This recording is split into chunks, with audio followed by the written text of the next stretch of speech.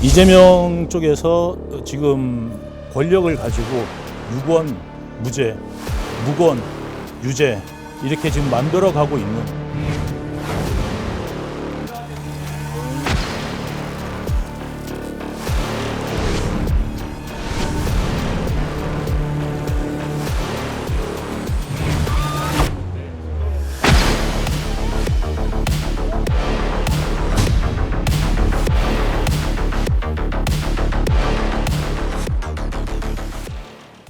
자, 대장동 이 민간업자들의 중용선거에 대해서 민주당과 지금 국민의힘 완전히 엇갈린 해석을 지금 내놓고 있습니다. 오늘 나온 여야의 반응부터 먼저 들어보시죠.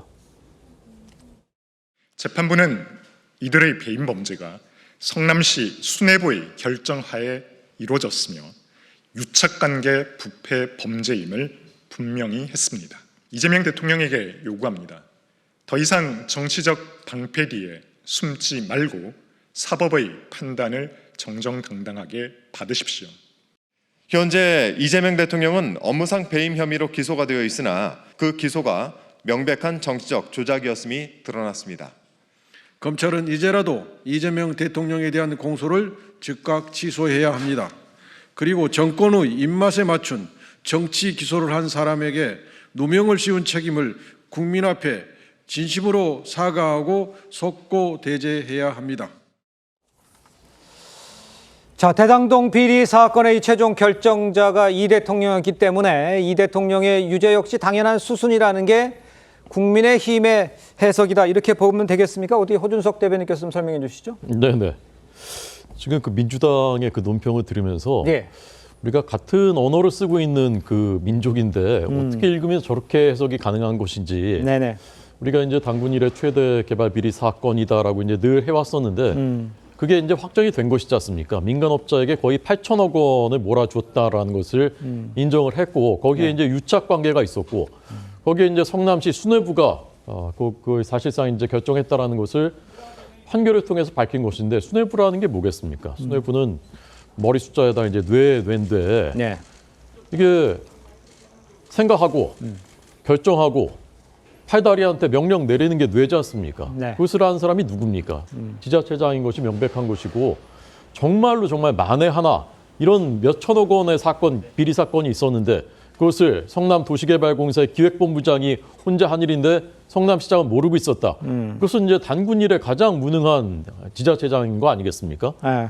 저는 그 주민들께서 어느 지자체장이 그 지자체와 주민들한테 80억 원의 손해를 끼쳤다. 근데 그런 지자체장이 괜찮다. 다음에 또 뽑아주자. 그런 데가 있겠습니까? 네. 근데 이건 800억도 아니고 8천억 원입니다. 명백하게 이제 다 진실이 드러났다고 생각합니다. 어떻게 보세요? 네, 그래서 법원에서 이제 그 글자 그대로 설명하면 성남시장은 유동규 등과 민간업자의 유착이 어느 정도인지 모르는 상태에서 비교적 자유롭게 수용 방식을 결정할 수 있었던 것으로 보인다고 한 거예요. 네. 그러니까 이제 연결되지 않는다고 판단한 거기 때문에 저희들이 수석 대변인 논평으로 나온 것은 무죄를 넘어서 검찰의 공소 자체가 잘못됐다. 그래서 공소 취하까지 요구하고 있는 것이거든요. 네네. 그래서 한 예로 보면 2022년 7월에 보면 안산 국회의원 박순자라는 국민의힘의 의원이 있습니다. 공천헌금을 해서 시의원 4명에게 자금을 받습니다. 공천헌금을. 그러면 그 당시에 당대표가 이준석 그리고 대통령은 윤석열 대통령인 것이거든요. 예. 그러나 그 자금이 대표나 대통령에게는 가지 않은 것이잖아요. 네네. 그렇듯이 유동규 일당을 포함한 대장동 일당의 범죄 행위는 확실하다. 그러나 그것이 이재명 대통령 그리고 주변에 있는 어떤 김용이라든지 정지상 실장에게 간 것은 아니다라고 예. 법원이 확인시켜 준 거죠. 그렇습니까? 네. 오케이. 자, 어떻게 생각하십니까? 근데 이제 수용 그 아주 지엽적인 부분이거든요. 네네. 사업 방식이 수용이 있고 아니면 민간업자들이 그걸 사가지고 하는 방식이 있는데 이제 수용 방식으로 사업 그 유형을 결정할 때는 지금 말씀 주신 것처럼 그럴 수는 있죠. 그 당시에 이 시장 입장에서 보면 이렇게 수용 방식을 하게 되면 민간업자한테 큰 이익을 준다라는 인식이 없이 또는 유착관계에 대한 인식이 없이 할 수도 있죠. 근데 수용이라는 것은 아주 100분의 1 정도의 사업 과정 중에 하나인 거고 네네. 원래 그럼 공모할 때 해당 업체를 선정하기 위한 이런 거에 대해서는 이 대통령이 관여되어 있다는 말에 대한 배척 조항이 없고요. 또 하나는 실제 제일 중요한 것은 초과 이익이에요. 이익이 많이 났는데 그 이익을 성남시 등이 갖고 올 수 있는 여러 가지 조치들이 있었음에도 불구하고 여기에 대해서 나몰라라 했잖아요. 특히나 밑에 있는 부하들이, 그러니까 이 조계공의 여러 직원들이 이거 초과이익 환수 조항을 만들어야 됩니다라고 보고서를 올렸는데 이게 7시간 만에 바뀌었다는 거잖아요. 네. 그 초과이익 환수 조항을 굳이 안 넣은 이유가 뭐냐? 그 안 넣음으로 인해서 민간업자들이 수천억 원을 더 가져간 거예요. 네. 자, 이게 이제 핵심이었던 거고, 이 재판부 그 판결문에 보면 이런 말이 나옵니다. 아까 말씀 주신 수뇌부의 의사결정. 수뇌부의 의사결정. 유동규가 독자적으로 결정할 수 없었다. 그럼 어떤 걸 의미하는지 이거 뭐 누구라도 알 수 있는 거 아니겠어요? 예. 또 하나는 만약에 그렇게 당당하셨으면 이재명 지금 대통령께서 증인신문 몇 번 있었잖아요. 네네. 이거 계속 안 나가셨어요, 여기에. 그리고 이미 기소가 돼 있는 상태고. 지금 패턴이 이제 하나만 말씀만 더 드리면 패턴이 비슷한 게 위증교사 사건에서도 위증한 사람이 있는데 교사는 인정이 안 됐어요. 네. 대북송금 사건에서도 이화영 부지사는 다 죄가 있다고 대법원 확정 파기로 나오는데 그 당시 경기지사는 또 책임이 없다 그래요. 이게 무슨 일반 국민이 이런 경우에는 과연 이런 식의 그 기소나 아니면 판결이 있고 주장이 있을까요? 알겠습니다. 저는 민주당에서 조금 겸허히 판단을 해야 된다. 알겠습니다. 조기현 변호사께 잠시 뒤에 기회 드릴게요. 일단 지금 판결문에 나와 있는 내용들에서 민주당과 국민의힘에서 포인트를 짚고 있는 부분들이 조금씩 달라요. 그래서 해석이 좀 달라 보이는 것이고요. 지금 1심 결과라는 거 제가 다시 한번 말씀드리고, 자, 그런데 이제 어제 판결에서 눈길을 끌었던 부분들도 좀 더 이제 구체적으로 좀 짚어보겠습니다. 1심 재판부가 이 대통령 관여 여부를 직접 판단하지는 않았지만 유동규 전 본부장이 중간 관리자 역할이었잖아요. 그러니까 성남시 수뇌부, 방금 전에 윤기찬 변호사도 언급해 줬습니다. 성남시 수뇌부가 주요 결정을 내렸을 것으로 판단을 했어요. 그러니까 관련해서 먼저 과거에 나온 유동규 전 본부장의 목소리 한번 다시 들어보시죠. 이제 이재명 대통령이나 정진상 전 실장에 대해서 이야기하셨던 건 다시 한번 진실인 겁니까? 팩트고요. 제가 정진상의 그다음에 이재명의 지시가 없었다면 김만배를 당선을 시켰겠습니까? 김만배가 사업자가 될 이유가 없습니다. 근데 저하고 친하지도 않고 제 뒤에서 욕만 하고 있는 그런 사람을 제가 사업자로 선정해 줄 이유가 이재명과 정진상의 오다가 없었으면 그렇게 할 이유가 없었습니다. 자, 재판부는 이재명 대통령을 직접 언급하진 않았지만요. 범행의 주요 결정과 승인 주체로 제가 아까 말씀 올렸습니다. 성남시 수뇌부 요 단어 콕 집어 지목을 했잖아요. 재판부가 지목한 이 성남시 수뇌부, 글쎄 조기현 부위원장께서는 누구라고 보시는 겁니까? 그러니까 다른 언급 없이 저 부분만 판결문에 그냥 들어가 있다면 네. 당연히 거기에 이재명 시장이 포함되는 게 아니야 이렇게 해석할 수도 있지만 네. 조금 전에 나와 있는 것처럼 판결문에서는 명확히 성남시장은 유동규와 업자들의 유착관계를 잘 모르는 상태에서 자유로운 의사결정을 했다라고 적시하고 있습니다. 그러면 배임죄의 고의가 깨진 겁니다. 그러니까 이재명 당시 성남시장이 이런 방식으로 유동규 당시 본부장이 업자들과 유착을 해서 성남시가 추가적인 이익 환수를 할 수 있었음에도 불구하고 하지 않는 것을 알았다고 봤다면 굳이 이런 이 판결문에 이 내용을 명시할 필요가 없었거든요. 그러면 수뇌부의 의미는 다른 것으로 사용됐을 가능성이 있고 또 판결문의 내용이 하나 더 포함되어 있는 것은 소위 말하는 그분으로 논란이 됐던 그 428원 예. 누구의 귀속될 그 자금이었냐 이 부분에 대해서 유동규로 판단했다고 보도가 되고 있습니다. 그러면 전체적인 어떤 구조상 뭐 판결문의 내용을 세세하게 살펴보지는 않았습니다만 성남시장은 유착관계에 대해서 잘 몰랐다는 것이고 네. 유동규가 적극적인 역할을 했다는 것이 판결문의 전체적인 구조이고 그중에 이제 수뇌부라는 언급이 하나가 있는 건데 그렇다고 해서 이게 성남시장이 이제 알았다는 것은 아까 얘기했던 그 부분에서 단절이 되기 때문에 이재명 시장, 당시 성남시장이 대장동 관련 배임의 책임이 있다. 이 부분은 없는 것으로. 그러니까 그 정점에 이재명 시장이 있었다는 지금 국민의힘의 주장, 검찰의 지금 현재 유지하고 있는 주장은 사실상 이제 설득력을 얻기 어렵게 됐다고 봅니다. 그러니까 배임죄의 고의가 깨졌고 그 수뇌부 안에 이재명 대통령 들어가지 않는다 이렇게 주장을 하신 것 같은데 어떻게 답변하시겠어요? 근데 이제 저도 법조 출입 기자도 오래 했었는데 어떤 판결이 나오면 그게 보수 언론이건 진보 언론이건 거기에 대한 해석은 사실 거의 비슷합니다. 이게 판결문이 있기 때문인 것이에요. 그렇죠. 근데 지금 이렇게 명백한 판결이 나왔는데 그 지금 윤 변호사님 말씀하신 대로 지역적인 그 부분의 그 부분만 들어서 그것을 이렇게 호도하시는 것은 진실을 호도하는 거라고 생각하고요. 네네. 그럼 왜 언론들이 그렇게 다 지금 쓰고 있겠습니까? 게다가 대선 자금이라는 것도 재판부가 명시했지 않습니까? 자, 그러면 김용, 정진상이 이재명 그 시장의 왼팔, 오른팔들이 대선 자금 다 받아 쓰고 그렇게 했는데, 그리고 술값 계속해서 다 내주고 했는데, 그거를 시장은 다 모르게 자기들이 혼자 대선 자금 받아가지고 그 선거 자금으로 쓰고, 네. 그리고 시장은 아무것도 모르고 있었다. 그런 세상에 그 무능하고 바보 같은 시장이 어디 있습니까? 제가 이재명 대통령 오랫동안 지켜본 결과로는 그렇게 무능하신 분은 아닌 것 같아요.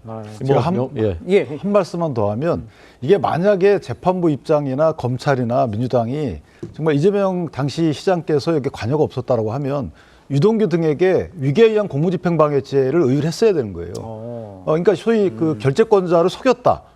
속여서 민간업체하고 결탁해가지고 이렇게 했다라고 그게 들어가 있으면은 저는 이해를 하겠는데, 예. 그게 안 들어가 있고 저렇게 수뇌부의 의사결정, 뭐 수뇌부의 승인, 그 유동규가 혼자 결정할 수 없고 중앙관리자 역할을 했다. 이 정도의 문구가 세 가지만 합쳐도 네네. 글쎄 이거 국어 아닌가 싶어요. 알겠습니다.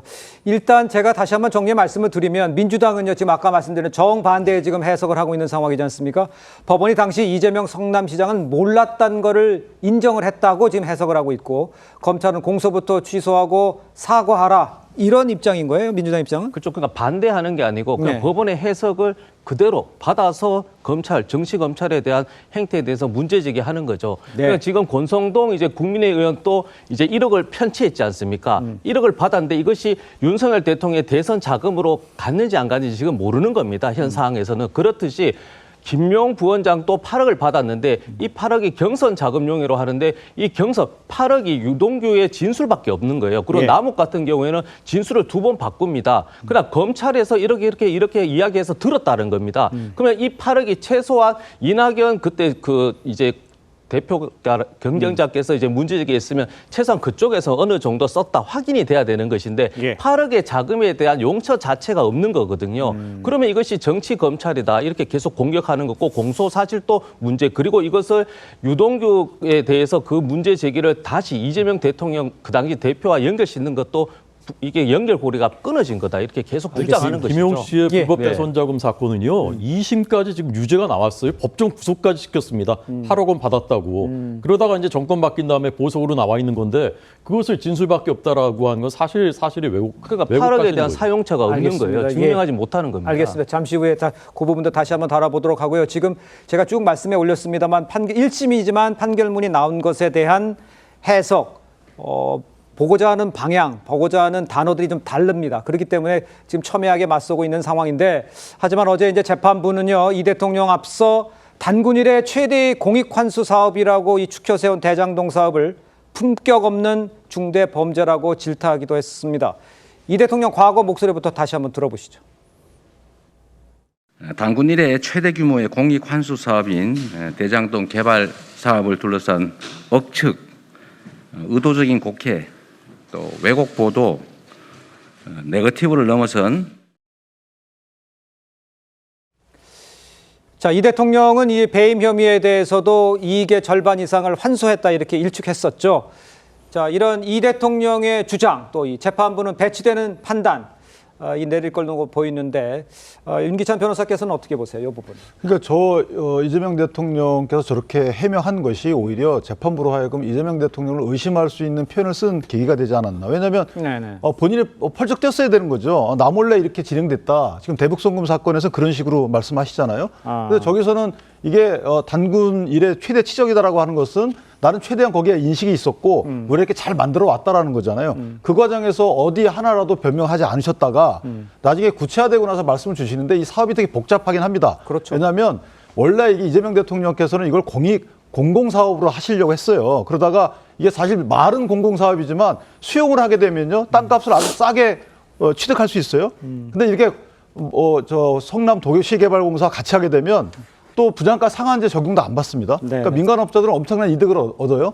그다음에 성남의 뜰이라는 이 시행사의 구조를 보면 거기에 건설회사들이 못 들어오게 돼 있습니다.